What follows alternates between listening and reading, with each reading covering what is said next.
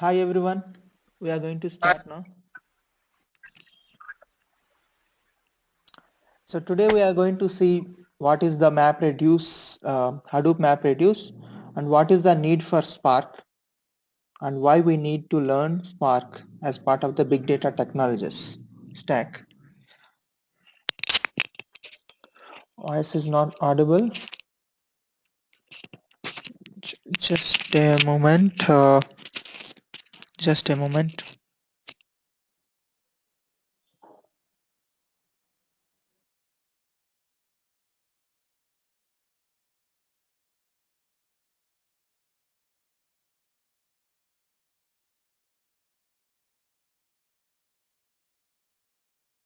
Okay. Can you just reconnect again? I think it is the problem, not for everyone.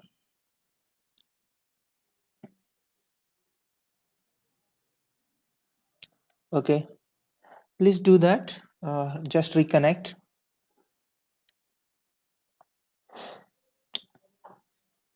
Okay guys, we are going to start with the MapReduce refresher. I hope at least most of the people here know some of the Hadoop.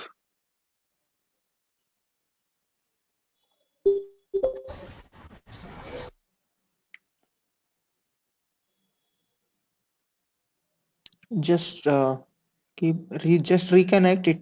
I think our audio problem will get resolved. Whoever is not able to hear.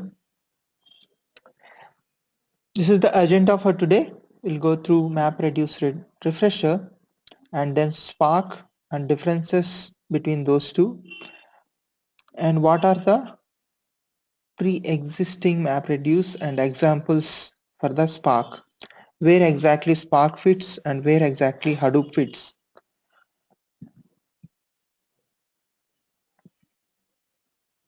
Okay.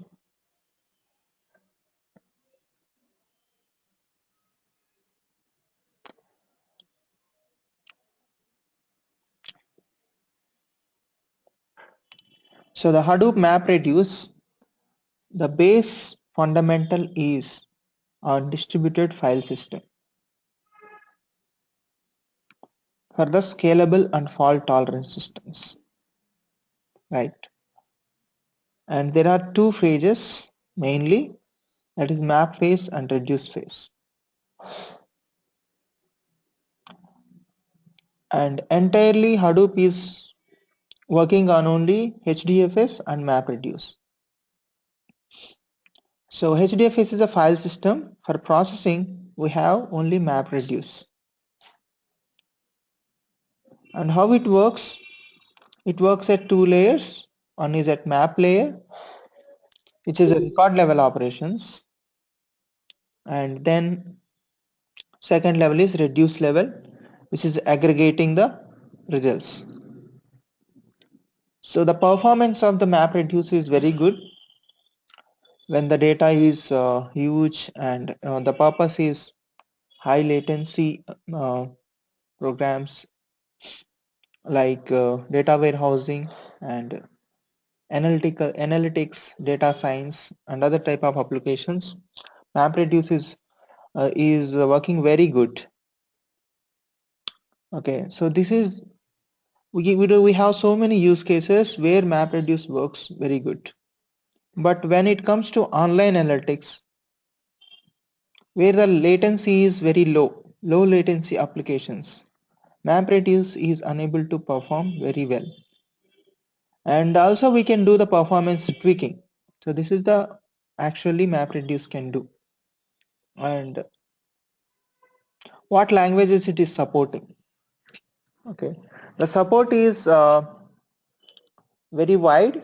It is supporting almost all major languages: Java, Scala, Python, Clojure, Ruby, C++, and higher level language support is also there, like SQL on top of this one using Hive and ETL tools, and even we have frameworks on top of Hadoop like Cascading and Crunch. And we have all the ecosystem developed in Hadoop, like including security and management tools, source management, every type of things has been developed. So language and frameworks and support for the deployments and everything, it is very good. And actually the processing model looks like this. So apart from the mapper and reducer, we do have shuffling and sorting phase in between. So that is fine. So apart from this, what do we have? So the sorting phase, and then it is shuffling the data from mappers to the reducers, then reducer phase starts and we will get the output. So this processing model is very fine for all the distributed computational models. The only thing where improvement could have been done is the input and output is not getting done at the memory level. It is everything is disk level.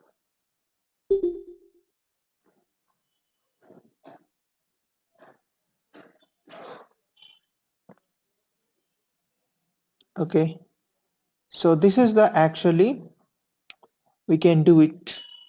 We can define the mappers, reducers, and for the complex jobs we can have multiple mappers and multiple reducers. Here's the tricky part comes.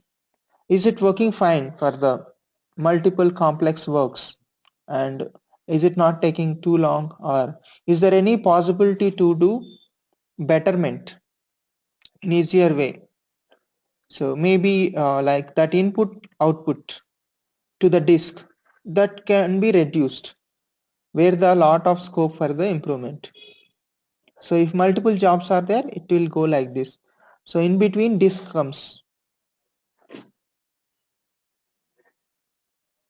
Then what is the Spark? So to improve all these things for the online analytics and low latency applications, so the Berkeley University came up with the Spark to fill the gaps what Hadoop is unable to offer for the online and other in-memory analytics.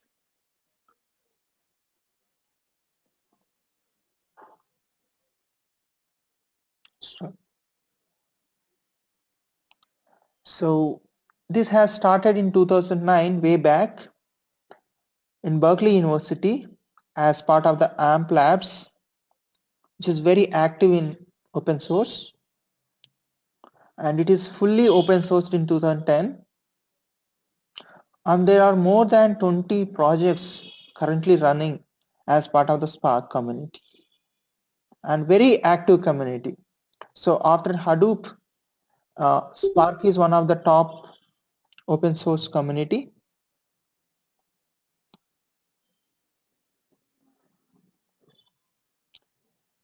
So who are the contributors and who are using the Spark? Before going more into Spark, what it does. So lot of companies has contributed and using the Spark. The foremost company is the Databricks and Hortonworks and Cloudera, Yahoo, and so on. So Databricks is the company which gives the support for Spark. They are the founders themselves came out and found this company, and so many other companies also supporting the Hadoop. As part of the Hadoop distributions itself, Spark given support. So you can see which one is the most active.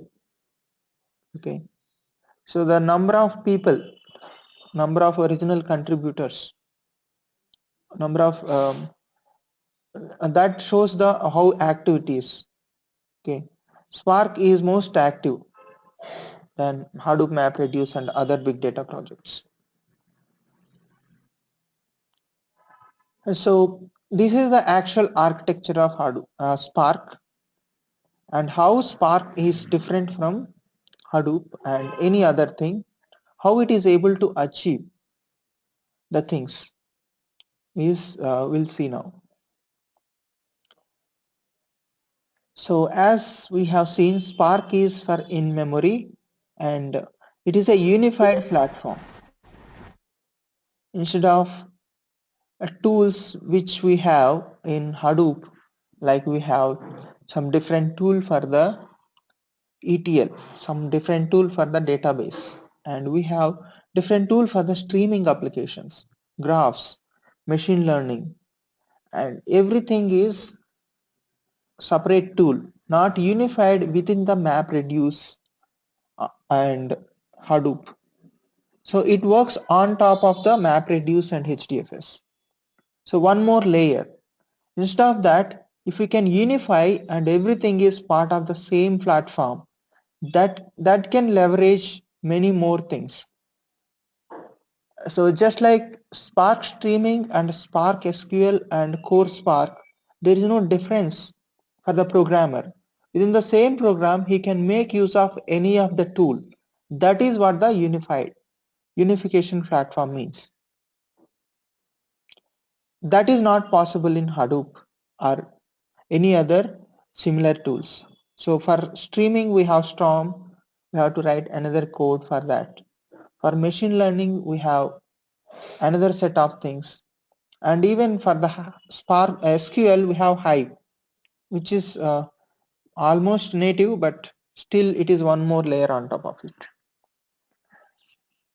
So even furthermore, we have Spark R, BlinkDB, and Java 8 also supporting this.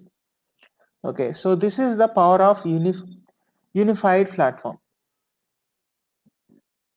Okay, so at the core level, Spark is there, and then we have all these things on top of it.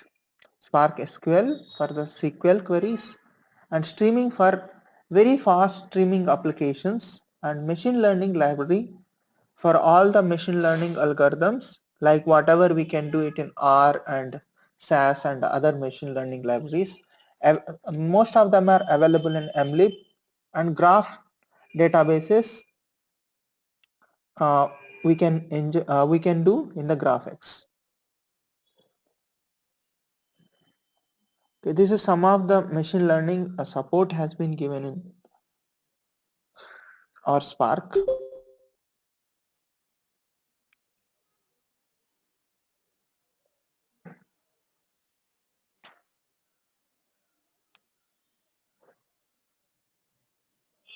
So how the and where the data will be stored.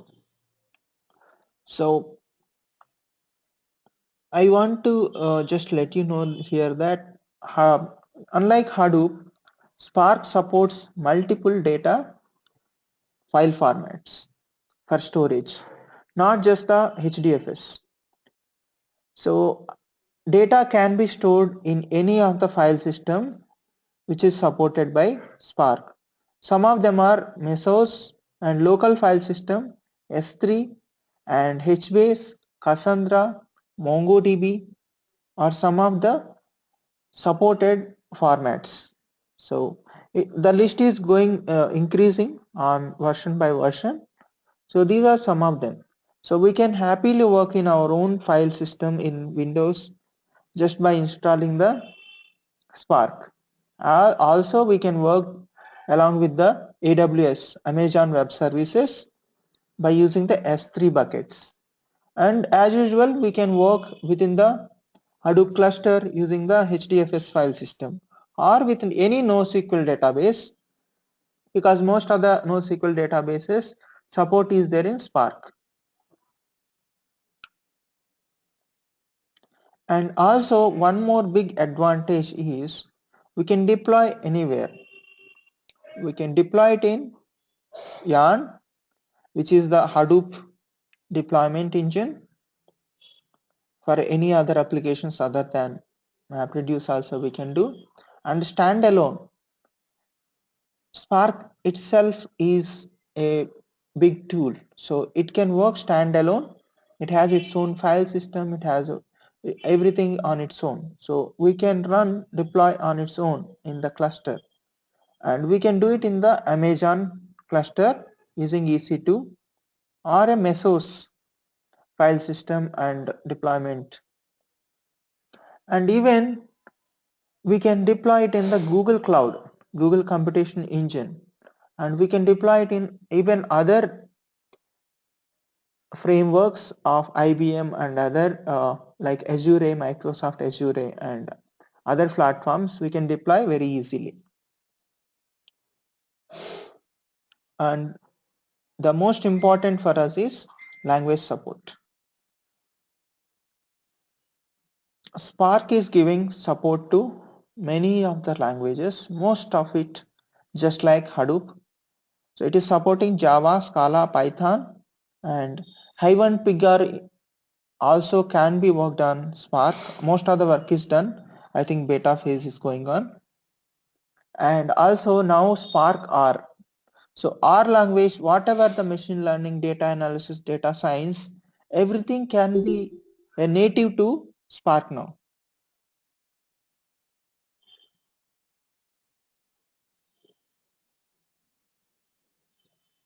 So this is how a Spark looks like from 1,000 feet from the base. So the data platform on which our data is getting stored, and then there is an execution environment, Spark execution environment, and there is something called Spark core engine where the actual Spark RDDs, that means the main component of Spark is RDD, that is a resilient distributed data set. On top of it, we do lot of transformations. That thing works on top of execution environment. And then Spark ecosystem, everything like Spark SQL to mlib and all other tools along with the Spark R and other things on top of the Spark core engine.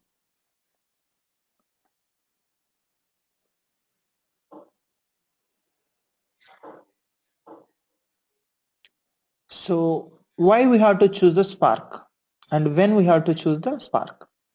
It is not that Spark came and everything else in the big data world is gone. No, it is meant for the specific purpose. It come up with its own limitations, in the sense it is costly definitely than Hadoop in that sense. So we'll see when to use Spark and what are the major factors choosing the Spark over the Hadoop. So it is definitely very fast and very easy to develop and deploy. Also very rich APIs are there.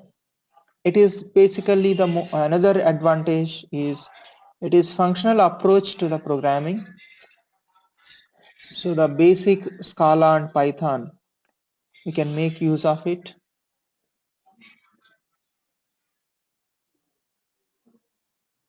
Okay, so fast to run. So in comparatively, it is 10 times faster than the Hadoop. And minimum, that is more than 100 times if we put everything into in-memory. So Spark is basically in-memory analytics and online interactive analytics we can do with this. So if the use case is in such a way, then it is the best we go with the Spark. And if use case is something like data warehousing, still the most cost effective solution is the Hadoop ecosystem. Spark is good, it is very new and very good, and still some of the tools in Hadoop are not yet ported into Spark. So that these are the some of the limitations. Otherwise, Spark is very good. It is basically a very good execution engine. So we can think like MapReduce is 3G and it is a 4G. So it is very fast and very in the sense very advanced even in programming types. So here it comes the core of Spark, that is resilient distributed data sets.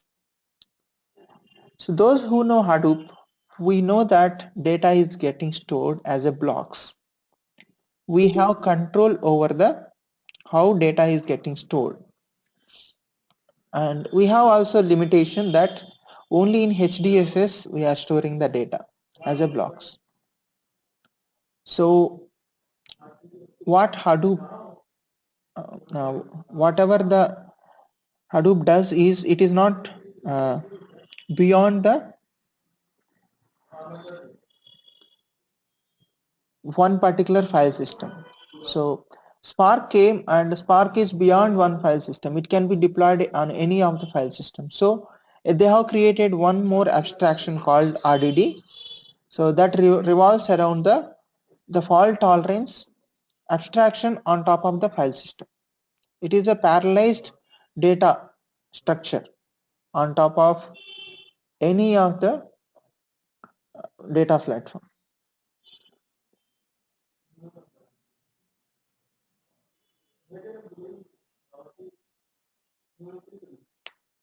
So how it manages the jobs, Spark. And as we know, when we have multiple jobs in MapReduce, we are using the input and output more rather than using the in-memory. So one of the output of the particular program could be input to another program. This can be done in memory. So Spark is doing that using the directed acyclic graphs. So when we create one particular job of Spark, which is using multiple transformations and lot of these things, so it will calculate the directed acyclic graph of all the jobs, and it will optimize the way to execute before executing, and then only it is doing the actual execution. So it is very good in the sense it is optimizing the things and using the memory very efficiently.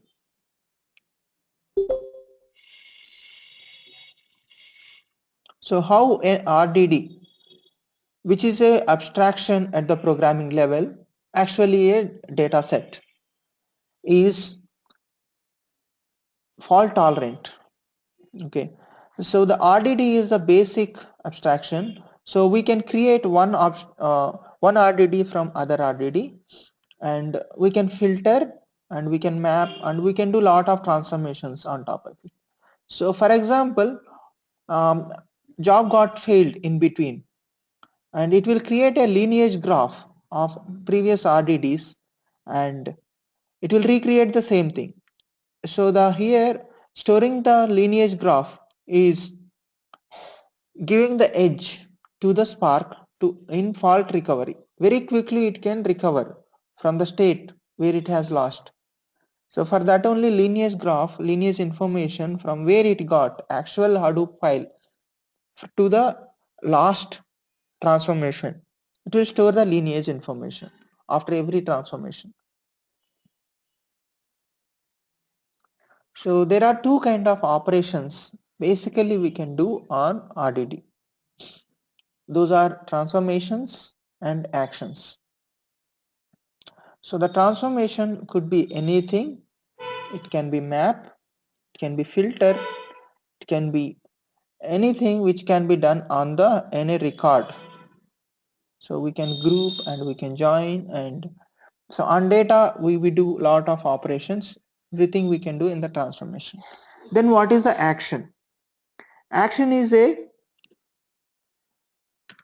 the thing which creates certain impact on the storage or printing and such kind of thing, and mostly at the aggregate and at the final stage we want to collect the data, we want to count, we want to take some action, we want to store, etc. So these are the actions. So the transformations followed by the actions. So even if we do 100 transformations, until it reaches the action, it won't operate or it won't act on any of the transformation. It will just create the lineage graph when we are performing the transformations, and when we do one action, then it actually start running and loading and do transformations at that time. So the action is very important in Spark because it do all the things here. So these are some of the actions. Basically, we can store also data, we can persist within the memory, and we can collect, we can see, we can print it on the screen and everything we can do. So the first records we can see. And so this is another thing about the persistence and caching. So the very good thing about the Spark is it can persist the objects within the memory even after doing the some of the operations in the memory. So the persistence layer within the RAM or main memory is enabled. So how much percentage we have to use, and those things are fundamentally we will define in some of the XMLs. But this particular persistence will be helpful in doing the jobs very quickly. And the mainly no need to recompute the everything if we persist. So this is the one of the study when we do completely persistence, fully cached and 30%. So how it is performance is improving in the execution time is decreasing further and further.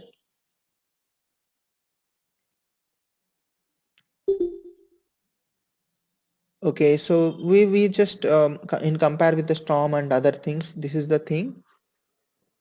And also we have Spark streaming we have in the Spark. So comparatively, Spark streaming is easier to program and much faster because it is native to the Spark. And Storm is non-native. We can integrate with the Storm, but performance is much better.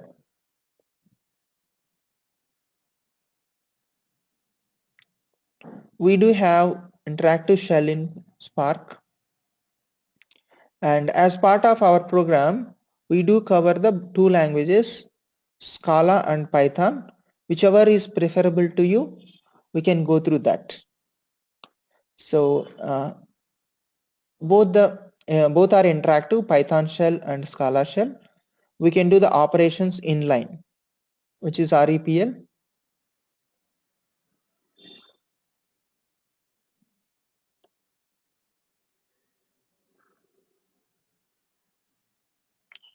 So like I told, whatever tools are there in Hadoop, many of them are getting ported into Spark. So you can run the pig scripts and hive scripts in very immediate future in Spark. So there is no hurry for the Hadoop engineers to remove everything and translate everything into Spark jobs. It is just porting. That means execution engine is changing. So Spark SQL is very powerful. We will be covering the Spark SQL from the beginning to integrating with all the NoSQL databases like Cassandra and HBase, how to store back to them and how to get the data from those things. And so the complete SQL things we can do it in within the same program where we do RDDs also. So and we can go back and forth from RDD to Spark SQL and Spark SQL to RDD. There is something called data sets APIs are there. So that is the basic thing, from data set to RDD, RDD to data set.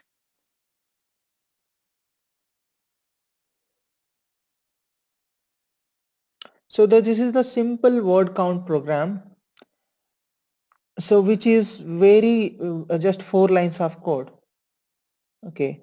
So in Hadoop, it is not like this. It is very big program, at least double the size. So it is just simply there is an inline within. We can do the map and reduce within the same line. That's what we are doing here. Just loading the data and then doing the certain map thing to give the word count, word comma 1, and then we are reducing that using the reduce by key, and then just saving that particular data to certain file. So even if this within this particular 4 lines, the actual code is only 1 line. So we are able to achieve the word count program in single line of actual code. So all other three are supporting, just loading and saving. So this much easy the Spark code is. So the support is there for all the major languages. So mainly Scala and Python, because they are functional oriented programming languages, and we will get the advantage of that with the less number of codes. And also Java 8 is giving support to the functional features. So even in Java 8 we have similar almost same code can be run.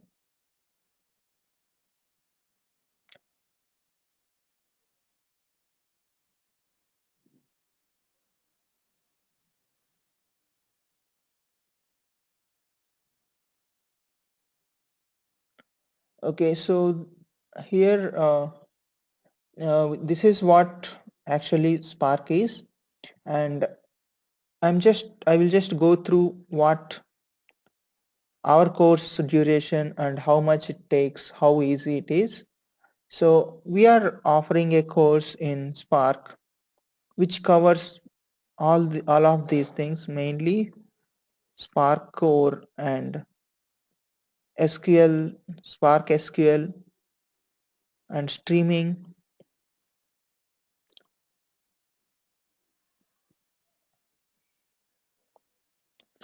and then mlib and also graph database. So these two are the very different than actually Spark core SQL and streaming. And we'll start with Scala basics for the people who don't know Scala, and who opt for the Python. For them the Python basics will be there,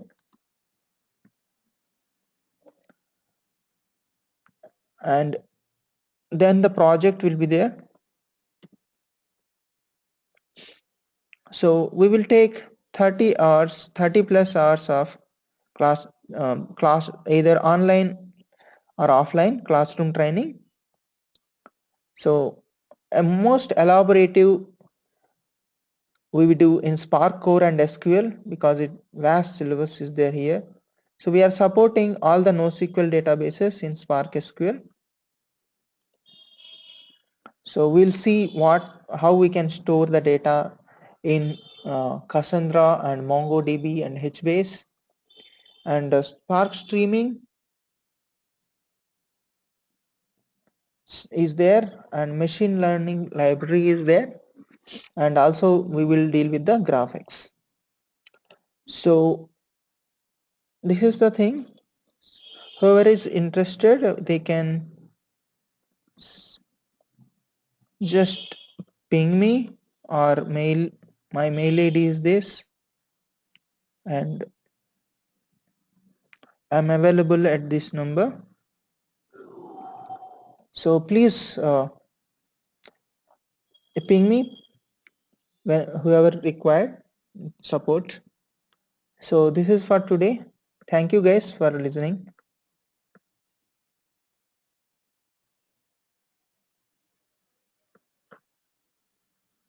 Any doubts, just ping me or we can talk.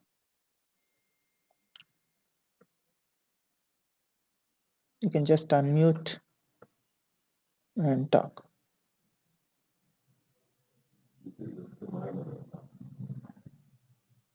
Hmm?